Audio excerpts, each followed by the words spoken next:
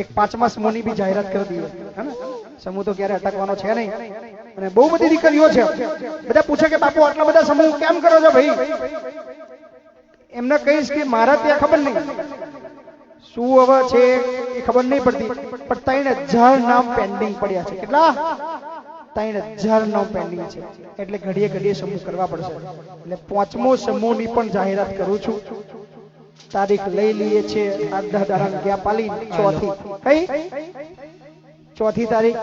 અને જોડા લઈએ છે 51 બરાબર 51 દીકરીઓ ફરીવાર આ જગ્યાએ આ મંડપમાં આ આંગણની અંદર સરસ એવી જે ખૂબ તકલીફ વાળી દીકરીઓ છે જેના મમ્મી નથી પપ્પા નથી અને ખૂબ રડે છે ખબર છે જ્યારે કહેવા આવે છે કે બાપુ અમારું લગ્ન થશે